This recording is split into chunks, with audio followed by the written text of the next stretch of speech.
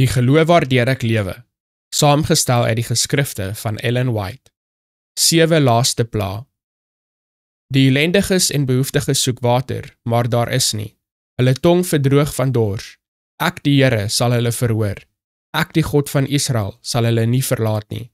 Jesaja hoofstuk 41 vers 17. Wanneer Christus sy voorbidding in die heiligdom staak, sal die onvermengde toon wat gedreig word teen diegene wat die dier in sy beeld aanbid en sy merk ontvang, uitgestort word. Die pla oor Egipte toe God op die punt gestaan het om Israel te verlos, was soortgelyk in aard aan daardie meer verskriklike en uitgebreide oordeele wat oor die wêreld sal val net voor die finale verlossing van God se mense.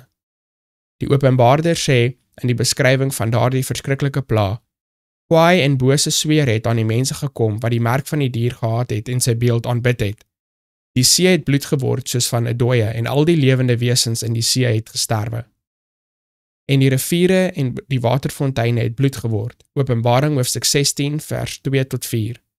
Hoe verskriklik hierdie pla ook al is, God se geregtigheid staan ten volle geregverdig.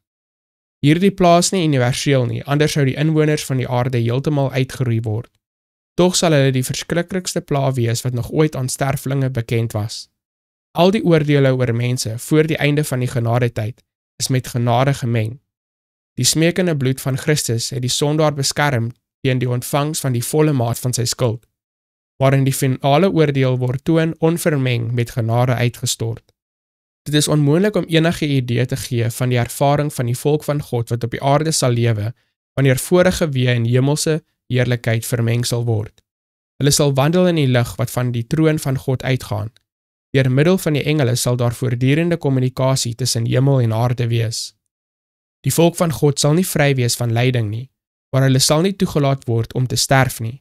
Terwyl die goddelose sterf van honger en pes, sal engele die regverdiges beskerm en in hulle behoeftes voorsien.